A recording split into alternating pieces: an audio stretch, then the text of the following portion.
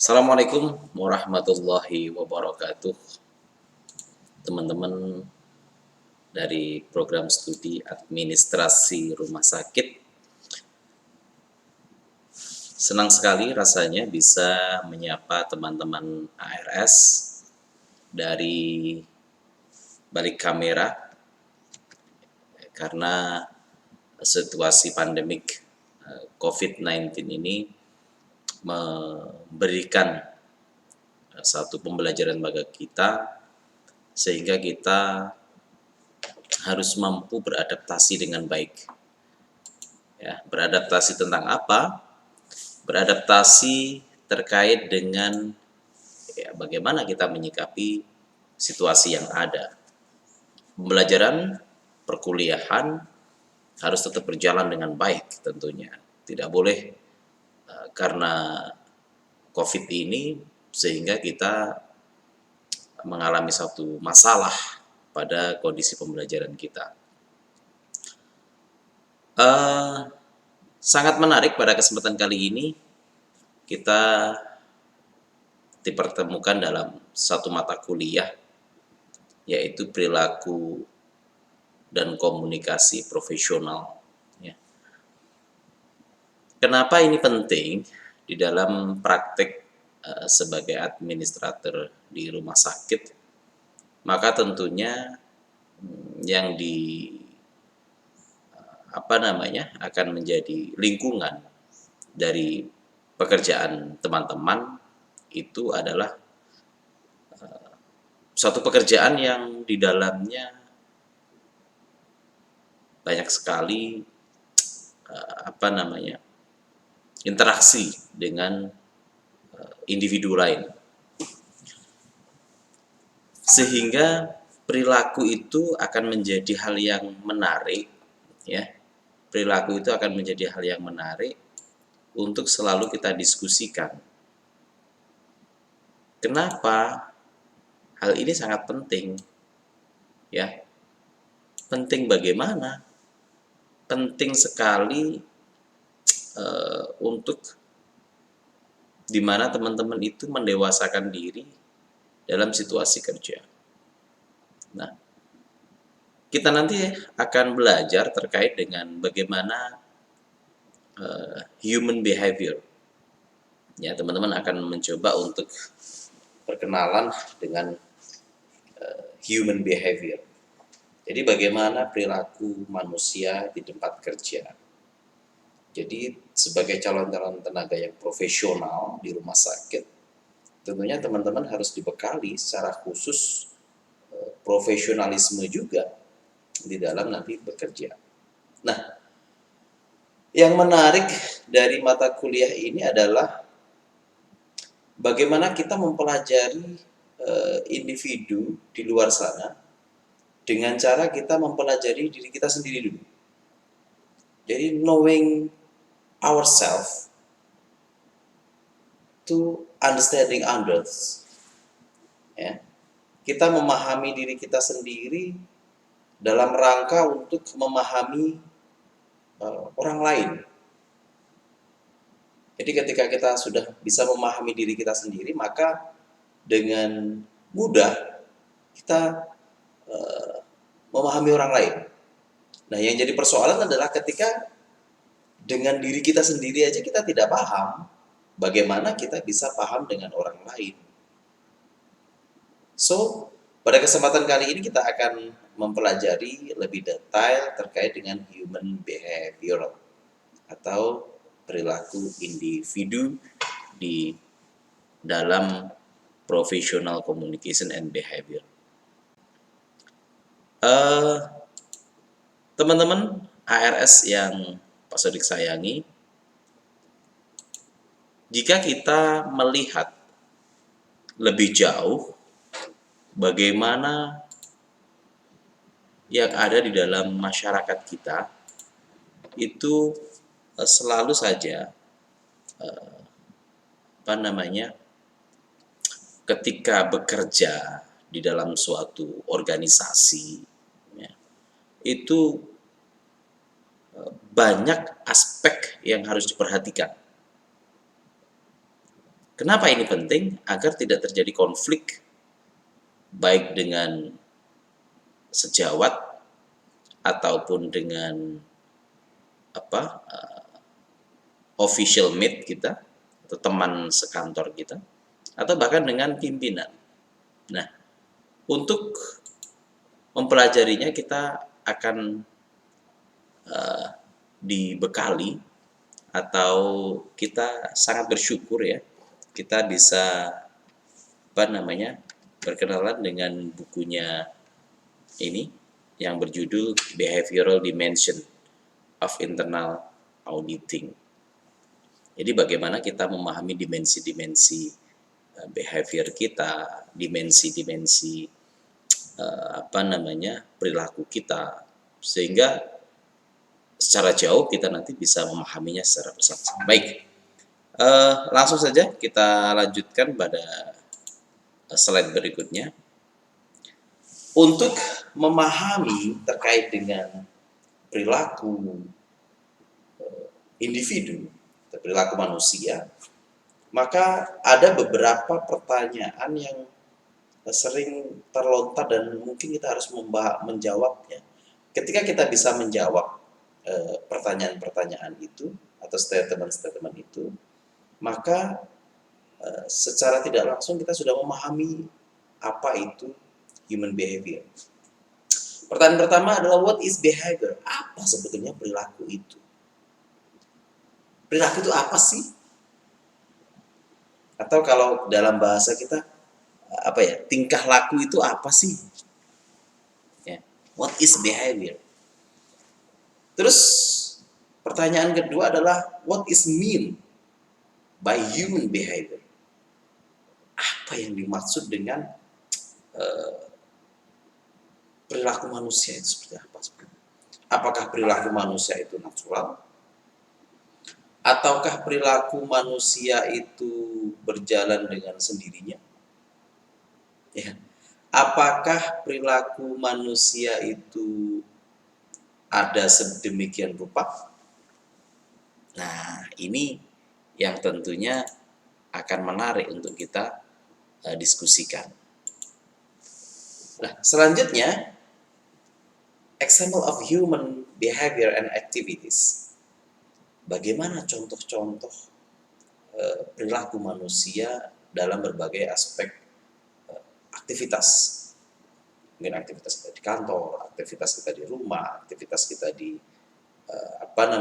di tempat-tempat umum, ya. Bagaimana kita berinteraksi dan sebagainya. Maka ini sangat penting sekali kita pelajari. Kita nanti juga akan mempelajari factor affecting human behavior. Faktor-faktor apa saja ya yang mempengaruhi atau yang membuat perilaku manusia itu menjadi efektif. Kenapa ini penting untuk kita pelajari? Karena di tempat kerja nanti, di tempat apply nanti, teman-teman yang administrasi rumah sakit ini akan menjadi salah satu tenaga yang profesional. Tenaga profesional itu yang seperti apa? Tenaga profesional itu adalah tenaga yang mampu mengerjakan tugas pokok dan fungsinya dan juga menjaga keharmonisan atau organizational culture, budaya organisasi yang sehat di dalam suatu organisasi itu tentunya. Nah, selanjutnya, what is mean by organization studies? Apa sebetulnya human behavior ini dalam lingkup organizational? Jadi pembelajaran organisasi. Seperti apa? Kita juga akan belajar terkait dengan overview of the field, ya, and also history. Bagaimana sejarahnya, current state of field, ya, bagaimana. Setelah yang terakhir adalah bagaimana metode apa yang digunakan untuk sebuah organisasi itu mengukur dan juga mempelajari. Sangat menarik.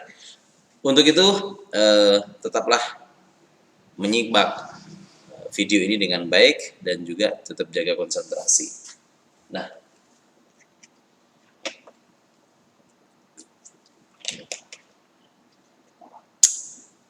Mungkin teman-teman bisa sambil ditemani secangkir kopi ya, biar kita berdiskusinya semakin enjoy dan nyaman. Selanjutnya, oke, kita masuk pada inti behavior and human behavior. Apa sih sebetulnya behavior itu? Kalau di dalam buku yang behavioral dimension tadi dijelaskan adalah behavior is referred to action and reaction object of organism, usually in relation to the environment. Behavior can be conscious or unconscious, overt or covert, and voluntary and involuntary. Jadi perilaku itu merupakan sebuah aksi ataupun reaksi terhadap atau sebuah objek atau organisme ya, manusia, hewan. Itu kalau kita dalam kedokteran hewan ya, kita akan mencoba mempelajari perilaku hewan, bagaimana hewan itu bereproduksi, bagaimana hewan itu beradaptasi, bagaimana hewan itu sebagainya dan sebagainya. Itu kalau dalam perilaku animal behavior.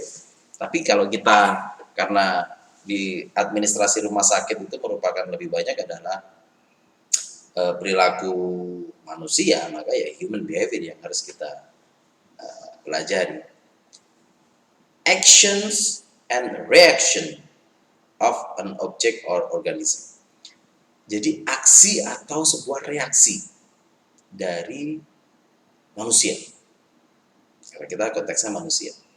Aksi atau reaksi. Kalau aksi itu ya memang direncana. Saya beraksi.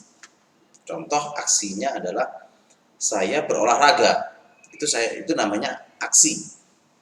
Ya, saya berolahraga. Saya makan, itu aksi. Tapi kalau reaksi itu karena kita ada stimulus, kita meresponnya. Melihat ditempeleng orang kita marah, reaksi. Terus kaki terinjek kita marah, atau kaki tersandung pada batu kita nangis, reaksi. Kita diputusin sama pacar, sedih, menangis, reaksi. Kita ditembak sama pacar, happy, bahagia, reaksi. Jadi adalah suatu aksi atau reaksi, itulah perilaku. Biasanya berhubungan dengan lingkungan. Apa yang dimaksud dengan berhubungan dengan lingkungan? Itu tadi seperti yang Mas Adi tadi sampaikan. Orang lain itu merupakan lingkungan kita. Jadi kalau saya dengan istri itu lingkungan saya. Pulang dari kantor dimarahin sama istri, semisal. Ya. Lalu kita marah balik, atau kita sedih. Itu bagian daripada perilaku yang disebabkan oleh lingkungan. Lingkungannya siapa? Ya istri itu, lingkungan. Nah, kalau dalam konteks profesional seperti apa? Sama. Di konteks profesional juga sama. Jadi ketika teman-teman berada di tempat kerja, ya, terus ada pekerjaan yang harusnya teamwork. Misal 5 orang. 5 orang bekerja sesuai dengan tupoksinya, sudah diberikan instruksi, sudah diberikan pembagian tugas masing-masing. Namun pekerjaan ini saling terkait. Ya. Pekerjaan ini saling terkait. Satu saja dari anggota kelompok ini tidak menyelesaikan tugasnya dengan baik, maka dia dianggap, kelompok ini dianggap gagal. Ya. Ketika ada lingkungan yang tidak baik, maka bisa membuat kegagalan daripada sebuah organisasi itu. Ada satu organisasi terdiri dari 10 ya, 10 anggota. Yang 9 adalah yang 5 ini adalah anak muda. Yang 5 generasi baby boomer misal. Ekstrim ya kalau baby boomer ya. Ya artinya generasi old lah ya. Di mana pekerjaannya dituntut untuk sprint, untuk senantiasa beradaptasi, apa namanya, eh, apa itu, berevolusi atau bahkan berkreasi. Sedangkan yang kelima ini berusaha untuk lari menyesuaikan dengan sigap. Namun yang 5 lainnya yang sudah senior, yang sudah old ini speednya agak rendah. Maka ini bisa jadi persoalan. Bisa jadi yang 5 yang masih agresif, yang masih muda-muda tadi terbawa irama kerjanya dengan yang sudah tua-tua tadi. Santai, ya, kalem, udahlah yang penting pokoknya apa, kita kerjakan aja lah gitu, semisal. Jadi environment itu memegang peran yang sangat tinggi di dalam behavior, ya, environment. Selanjutnya, behavior can be conscious, unconscious. Jadi ya, perilaku itu ya kadang ya bisa nyata atau overt atau covert, bisa terbuka atau tertutup. Ya. Bisa kita dengan sukarela ataupun dengan terpaksa. Ya. Seperti halnya contoh, sekarang ini hampir semua perguruan tinggi, ya, hampir semua perguruan tinggi ini melakukan pembelajaran secara daring, secara online. Kenapa? Karena pemerintah tidak menginginkan atau tidak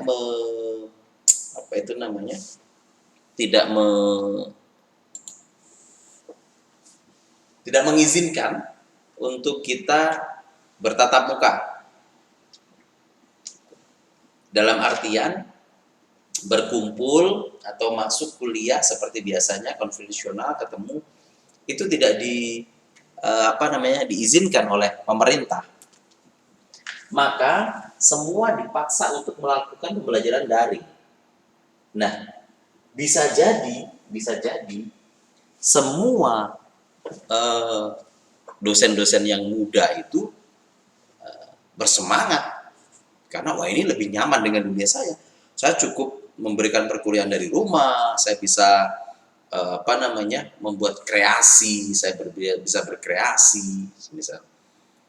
Jadi yang biasanya pasif itu bisa menjadi youtubers ya, ataupun programmers ya, membuat program-program ya, pembelajaran yang menarik ya, yang berbasis berbasis daring ya, ataupun membuat e-learning, e-modul dan sebagainya. Itu merupakan satu tantangan tersendiri ya. Baik itu kadang terpaksa maupun secara sukarela. Ya. Jadi sekali lagi perilaku itu kadang terpaksa, juga ada yang secara sukarela. Selanjutnya human behaviors. Nah ini secara lebih spesifik lagi is the collection of activities performed by human beings. Jadi adalah sebuah koleksi itu koleksi itu inilah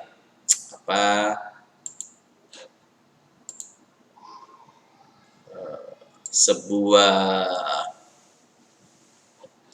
koleksi itu sebuah koleksi rangkaian aktivitas yang kita miliki ya, ini yang dilakukan oleh manusia and influenced by culture, yang dipengaruhi oleh budaya. Ya, jadi sesuatu yang kita lakukan yang dipengaruhi oleh budaya. Contoh,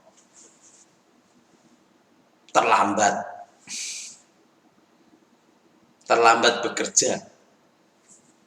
Kenapa? Karena hampir semua karyawannya terlambat bekerja. Jadi yang senior-senior itu mengajarkan terlambat bekerja, sehingga yang junior begitu masuk kayaknya aman-aman saja nih, kayak senior-senior yang ada itu kalau kita bekerjanya terlambat misalnya. Salah satu contoh ya, culture budaya kalau di dalam organisasi atau apa namanya, social responsibility, ya, tanggung jawab sosial. Nah, selain dipengaruhi oleh budaya, juga dipengaruhi oleh attitude, sikap, ya, sikap kita. Bagaimana sikap kita terhadap satu apa namanya, pekerjaan itu atau satu hal yang ditugaskan pada kita, ya, attitude, dan juga emotions. Jadi emosi itu memegang peran yang cukup besar di dalam menentukan perilaku manusia, baik itu di tempat kerja maupun dalam kehidupan sehari-hari. Selain dipengaruhi oleh culture, attitude, dan emotion, juga dipengaruhi oleh value. Ya, value ini macam-macam. Value ini bisa berbentuk achievement atau berbentuk kinerja, ya, ataupun reward punishment berlaku. Jadi ketika seseorang bisa mengerjakan, contoh ini ya, ketika di rumah sakit berkas-berkasnya lengkap, kinerjanya lengkap, bagus, maka dia akan mendapatkan promosi jabatan. Maka bisa jadi seseorang itu bisa bekerja dengan lebih baik. Ya. Orang yang memiliki apa namanya, sikap yang baik, dia menerima value tadi yang baik, wah ini kalau saya semakin rajin, saya akan semakin cepetin naik jabatan. Nah, ini bisa juga apa namanya, menimbulkan potensi yang positif juga. Selain value ada ethics, ya, ethics, jadi etika. Contoh, ketika kita sebetulnya gini, sering sekali kita itu mampu atau bisa untuk membodohi sistem, tapi kadang etika itu menjadi salah satu apa ya, bukan penghalang tapi penguat daripada perilaku kita. Contoh nih, fingerprint. Sebetulnya secara sistem bisa saja kita mengakali sistem itu. Orang fingerprint itu kan tidak apa namanya, continuum time, jadi tidak selalu. Jadi kalau fingerprint kita masuk itu palingnya berangkat sama pulang. Tidak ada yang mendeteksi setiap jam atau setiap menit atau setiap waktu kita berada di tempat kerja, tidak ada. Jadi ketika contoh kita berangkat pagi, fingerprint pulang, ya, melakukan aktivitas di rumah. Ini kalau teman-teman yang berada di pekerjaan-pekerjaan ini nggak boleh. Terus setelah itu balik lagi agak siang, kerja sebentar, pulang lagi, ya, untuk makan siang misal. Terus kembali lagi ke kantor untuk fingerprint pulang. Ya, ini mungkin secara sistem kita bisa, tapi secara etik,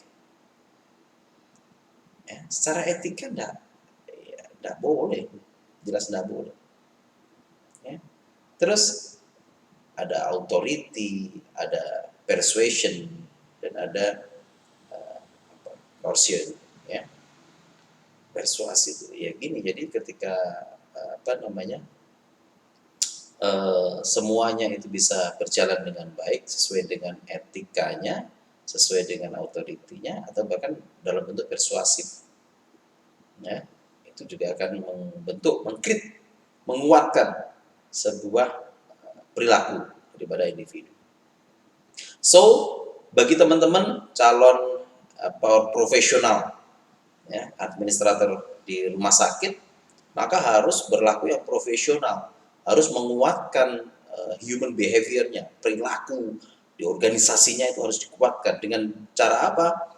Ya, gunakan kultur yang bagus, ciptakan kultur yang bagus atau budaya yang bagus di dalam tempat kerja.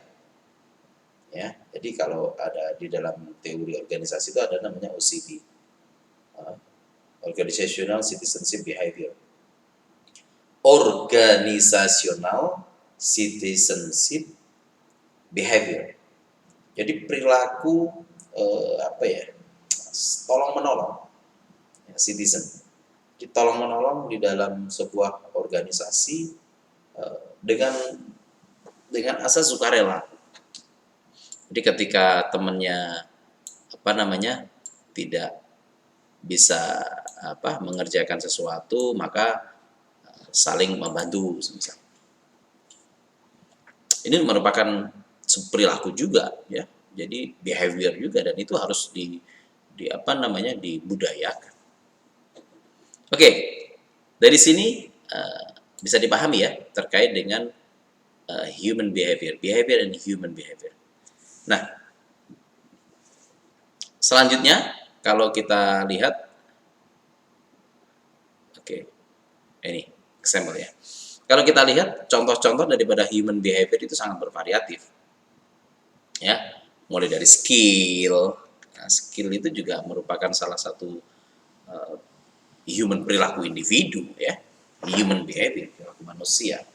Jadi kalau kita semakin memiliki skill yang bagus, ya itu ya bagian daripada itu. Contoh, kemampuan mengetik dengan 10 jari, bukan 11 jari. Ataupun kemampuan di dalam melakukan manajemen data, atau kemampuan di dalam mengolah data, ya, kemampuan mengolah membuat filing ya, membuat filing yang bagus, itu merupakan sebuah behavior, perilaku.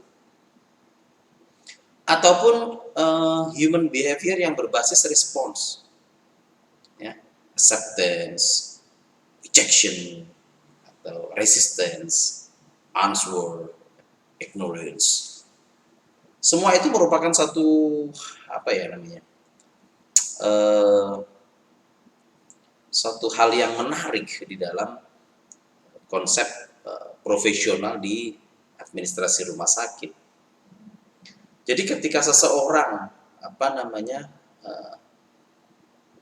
ini yang agak sulit adalah rejection, ya.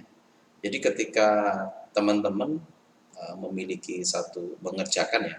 telah menyelesaikan satu pekerjaan, lalu terjadi penolakan, ya. Penolakan dalam artian pimpinan tidak merasa bahwasanya kinerja kita kurang, jadi ada rejection.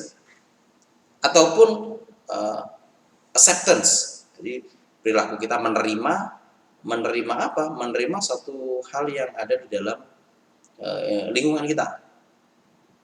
Jadi kalau yang lain bolos, kita ikut bolos. Yang lain datangnya terlambat, ya kita ikut terlambat.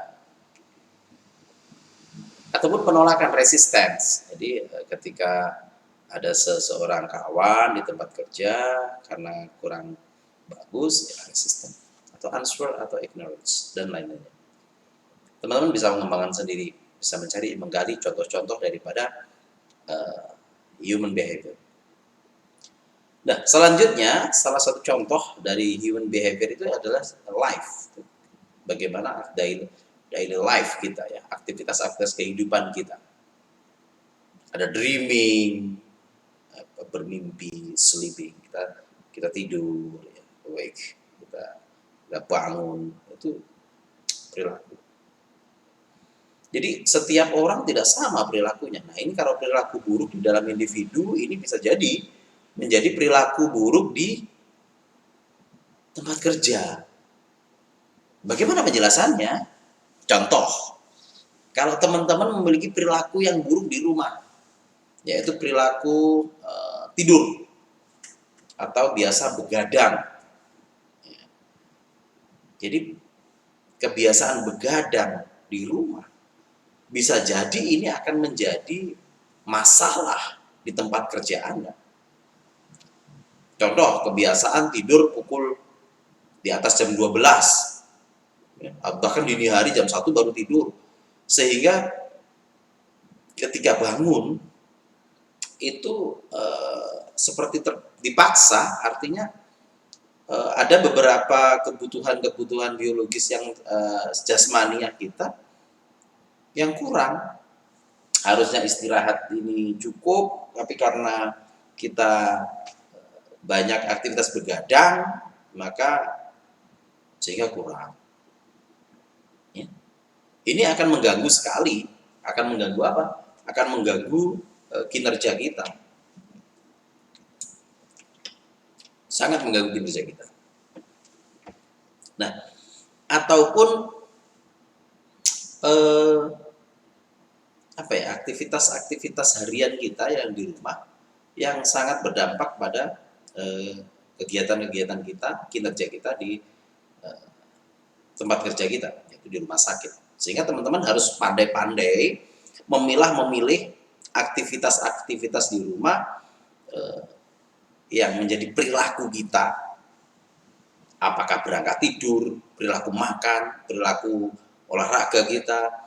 Perilaku itu bukan hanya yang baik ya, tapi yang buruk pun juga perilaku. Jadi ada perilaku yang baik dan perilaku yang buruk juga. Selanjutnya adalah human communication. Komunikasi, bentuk-bentuk komunikasi itu juga bagian daripada human behavior, perilaku manusia. Oleh sebab itu, judul daripada mata kuliah ini adalah tadi komunikasi dan perilaku profesional. Perilaku dan komunikasi profesional. Komunikasi bentuk daripada perilaku. Bagaimana penjelasannya, Pak Sri? Nah, banyak sekali orang mungkin dengan latar belakang culture Jawa, dengan Batak, atau dengan Madura, atau dengan Medan mungkin. Orang memiliki karakter yang tidak sama di dalam komunikasi. Mungkin bagi orang Medan, berbicara dengan nada tinggi itu tidak jadi persoalan karena mereka sehari-harinya seperti itu semisal. Namun bagi orang di Jawa mungkin akan jadi masalah ketika kita berbicara dengan nada tinggi, ya mungkin akan menjadi satu hal yang bermasalah ya tadi. Oke, selanjutnya adalah human time skill.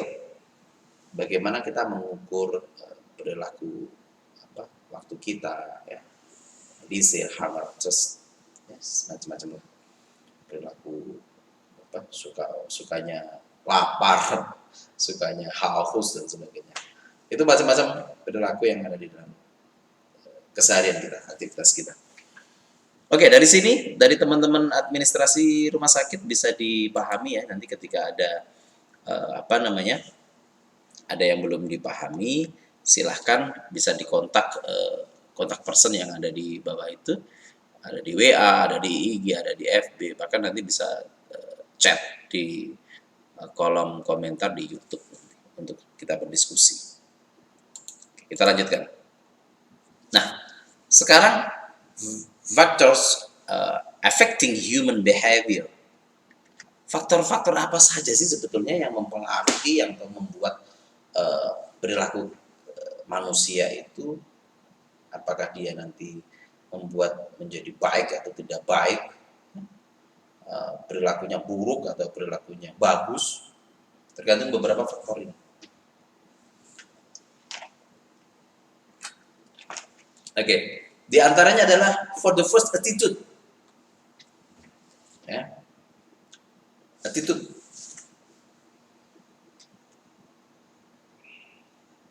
The degree of which the person has favorable and unfavorable evaluation of the behavior in the question. Jadi apa ya? Seseorang itu dengan dia menyukai atau tidak suka terhadap sesuatu, maka itu akan menjadi apa ya? Fondasi daripada dia berperilaku. Contoh. Sebetulnya kalau kita harus secara profesional ketika bekerja dengan siapapun, kita harus bekerja dengan baik. Sepanjang itu merupakan bagian daripada pekerjaan kita. Namun seringkali ya di tempat-tempat kerja kita, seringkali kita terjebak pada apa namanya? Ya, favorable unfavorable. Suka tidak suka, like and dislike.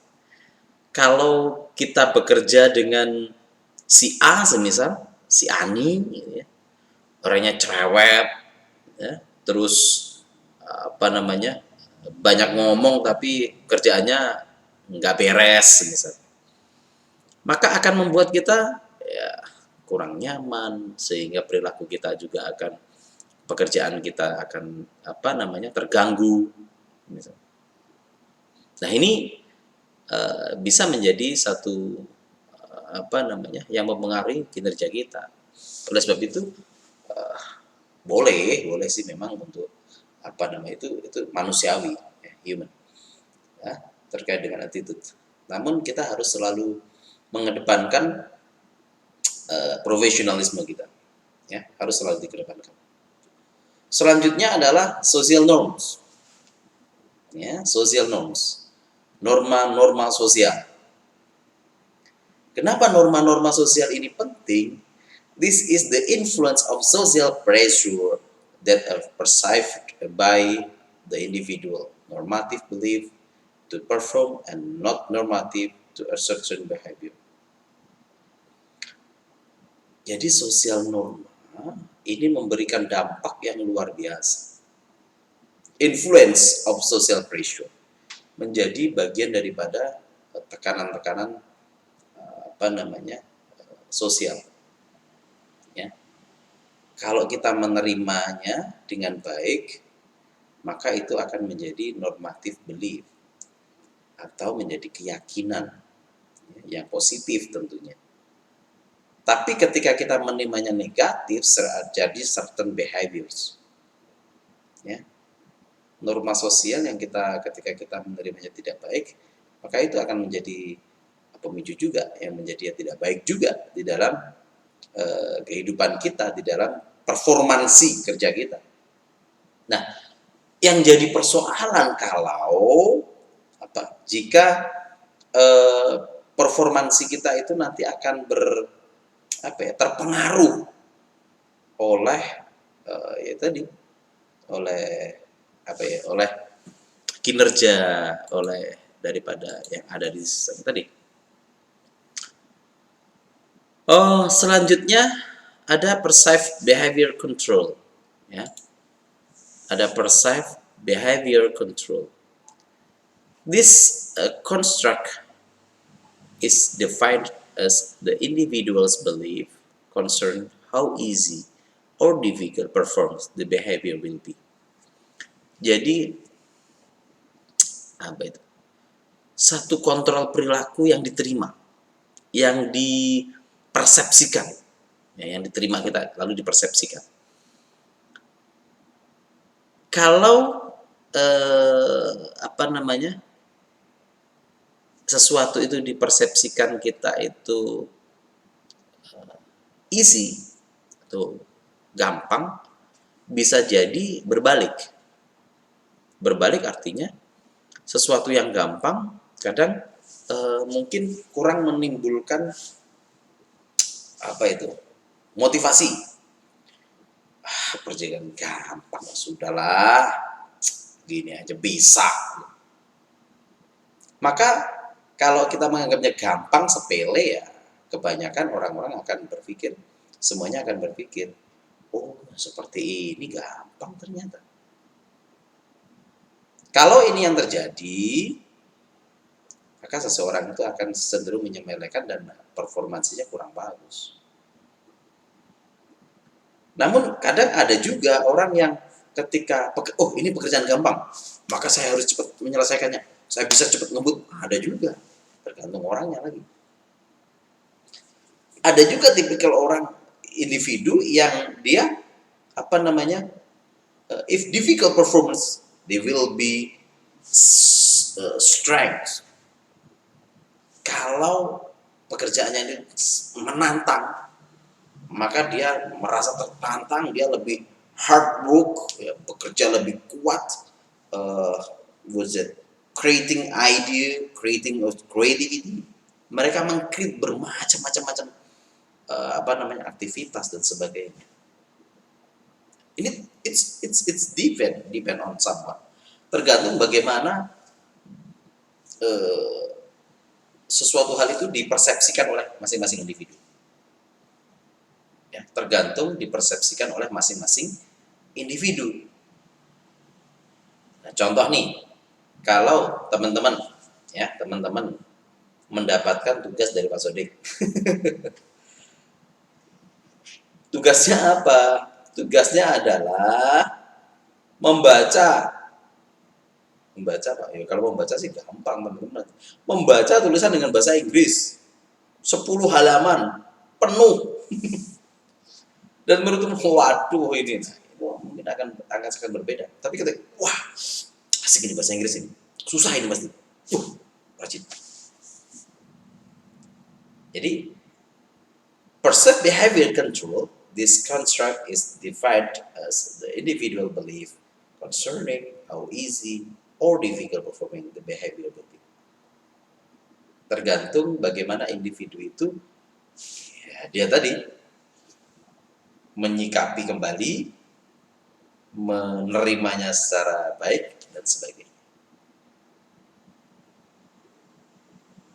Oke, teman-teman, sebelum Pak Sodik lanjut, ada satu pertanyaan yang menarik buat teman-teman.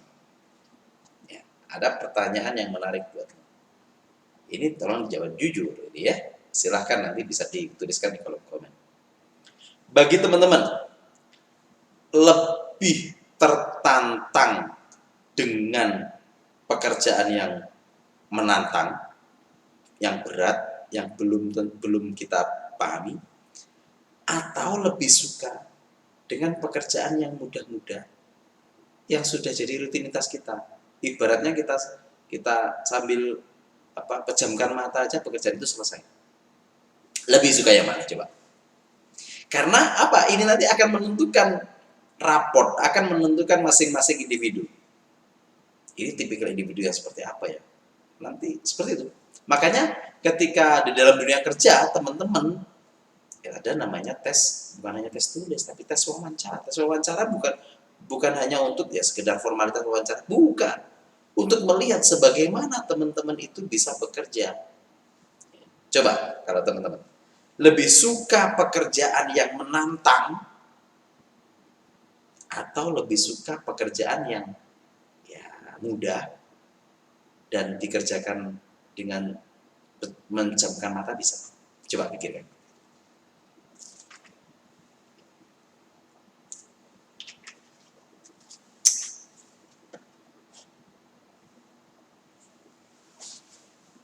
Nah, ini menarik karena sangat menarik ini ya. Kasus ini banyak sekali ya, banyak sekali. Banyak orang-orang para lulusan itu organisasi itu memiliki visi misi capaian masing-masing dan tidak semua orang suka dengan tantangan, tidak semua sebagainya. Coba kalau bahasanya teman-teman. Ya.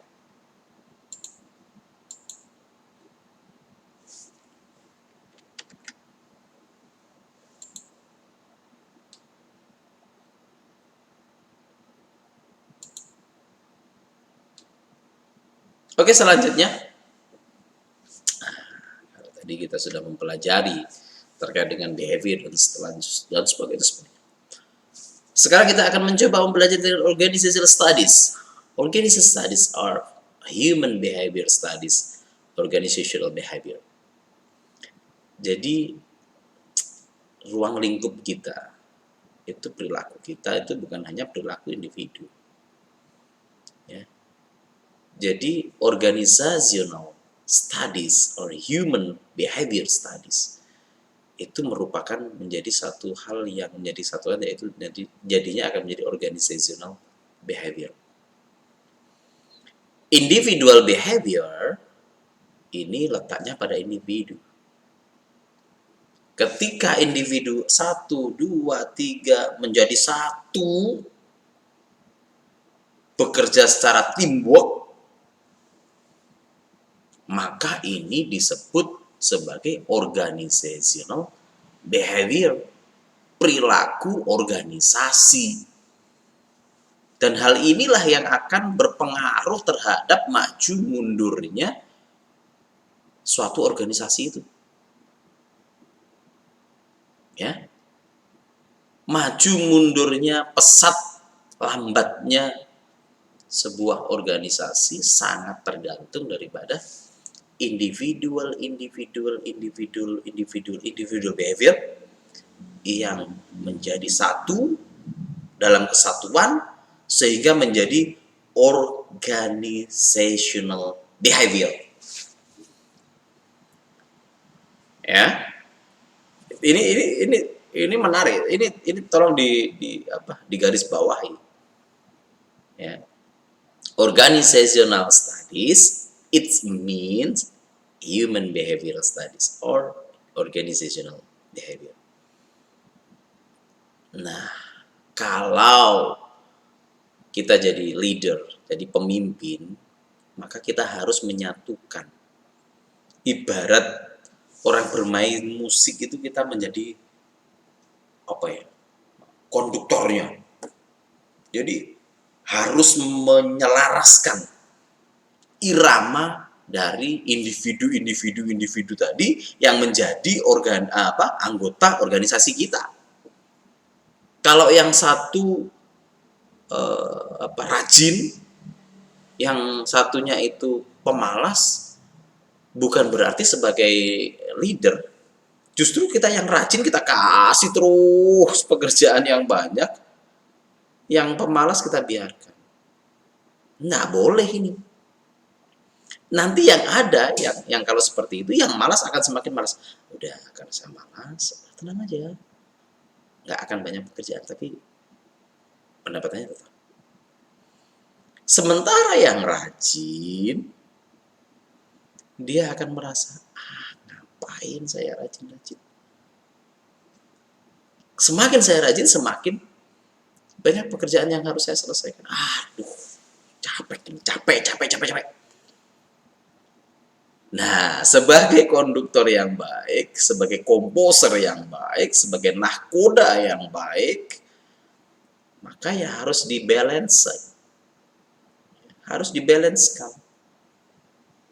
Yang rajin dijaga performansinya, yang malas di-up.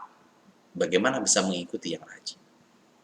Salah satunya nanti kalau dalam bahasan-bahasan berikutnya itu ada namanya performance.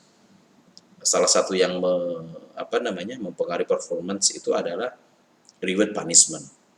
Salah satunya. Ketika seseorang itu mendapatkan reward yang tinggi, maka dia semakin rajin. Ya. Semakin tidak mendapatkan punishment, semakin dia semakin malas. Continue. It is the academic study or organization examining the using of method of the economic, sociology, political science, anthropology, and psychology. Jadi dalam kita mempelajari organizational behavior, perilaku individu, perilaku organisasi, ini dengan banyak hal ya, dengan banyak metode, ya, baik itu pendekatan secara ekonomi, secara sosiologi, secara politik, ya, secara sains, ataupun antropologi, ya, ataupun bagaimana psikologisnya seseorang. Makanya ada namanya individualensis differences, ya, individual differences. Setiap individu itu berbeda, pasti. Namun di dalam organisasi harus ada standarnya. Setiap individu berbeda, pasti. Namun di dalam organisasi harus ada standarnya. Ya, harus ada standarnya. Kenapa saya bilang harus ada standarnya? Karena agar semuanya berjalan dengan baik. Oke, selanjutnya, related practical disciplines include human resources, ya, or industrial psychology.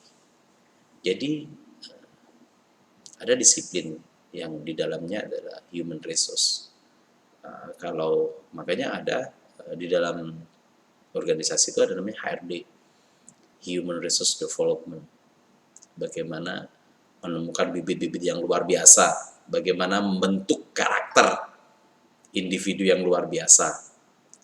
Atau di dalam pembahasan lain ada namanya industrial psychology. Oke. Baik, teman-teman yang Pak Sodik sayangi, tadi ya menarik sekali kita belajar tentang organizational individu dan sebagainya. Selanjutnya kita akan menuju pada slide berikutnya, yaitu overview of the field. Apa itu? Bagaimana organizational study are the study of individual learning. Bagaimana organisasi itu menjadi tempat atau pembelajaran bagi sebuah individu by learning, perception, personality, value, attitude, and group dynamics atau kelompok-kelompok kerja yang dinamis, ya, leadership, communication, and an organizational setting, as well as the nature of the organization themselves. Maknanya apa? Di mana sebuah organisasi itu didasarkan pada banyak hal. Salah satunya adalah organisasi individu, ya. Jadi organisasi itu bisa berkembang, bisa menjadi lebih baik jika individualnya baik. Ya, mereka belajar dengan baik, memiliki perception yang baik, persepsinya bagus, maka organisasinya akan jadi bagus. Personality individunya bagus, organisasinya jadi bagus. Leadership-nya bagus, maka organisasinya menjadi yang bagus. Ada beberapa kasus di mana tim kerjanya itu luar biasa strength, namun leadership-nya nggak bagus, maka juga tidak akan menjadi organisasi yang bagus pula. Ya. Ada lagi the nature of the organization themselves. Selanjutnya, whenever people interacts in organizations, many factors come into play. Organization study attempt to understand and model those factors.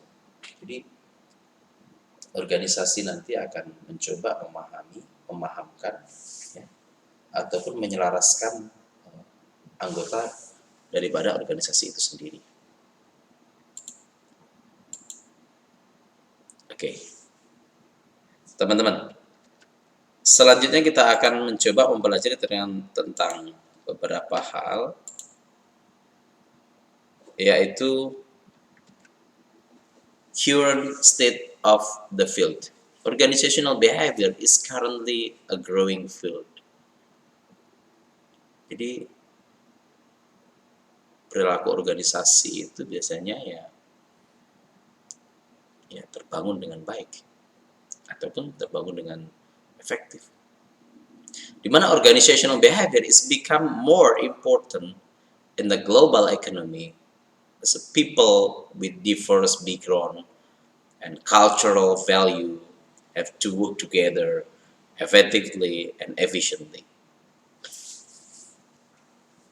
Seperti yang tadi Pak Sodik sampaikan, apa ya, individual differences. Individu-individu itu memang sangat bervariasi, ya. Jadi hal yang penting yang harus ada, yang harus dipahami sebagai anggota organisasi, jadi teman-teman ketika nanti menjadi pekerja atau menjadi profesional, ya, working in hospital, ya, bekerja di rumah sakit sebagai profesional, teman-teman harus bisa memahami bahwasanya perbedaan-perbedaan background, ya, latar belakang ini apa ya, harus menjadi justru memperbaiki organisasi, ataupun perbedaan budaya justru harus menambah kompleks daripada organisasi tersebut. Perbedaan value, nilai, ya, perbedaan nilai ini harus justru harus mampu untuk harus mampu menguatkan organisasi tersebut, sehingga everything can work together, and everyone, ya, everyone can work together. Jadi semua orang di dalam organisasi itu bisa bekerja dengan baik, dengan efektif dan efisien, ya. Kalau semuanya memiliki good behavior, ya, from individu and gather and accumulated in organization behavior, so organisasi itu akan berjalan dengan baik. Organisasi itu akan mampu memiliki capaian-capaian yang baik, capaian-capaian yang luar biasa, gitu ya. Oke. Selanjutnya, yang terakhir adalah kita akan melihat atau mengkaji metode, ya, metodologi yang digunakan oleh organizational studies. Metodologinya apa saja? Ya, a variety of methods are used in organizational studies. Jadi untuk mempelajari sebuah organisasi kita harus menggunakan banyak metode, ya, macam-macam. They include quantitative or qualitative, ya.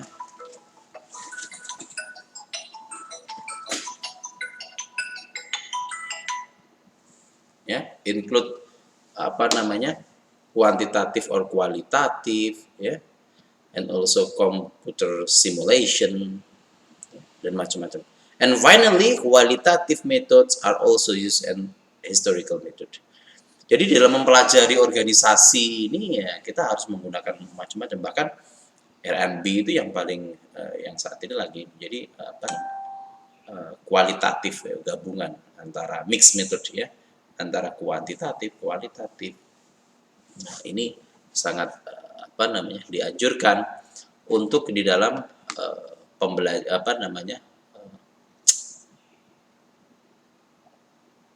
dalam kita mempelajari organisasi, ya.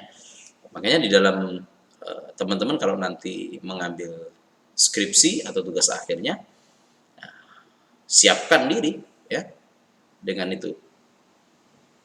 Oke, Anda bisa menyiapkan dengan baik. Jadi metode kuantitatif, kualitatif, ya.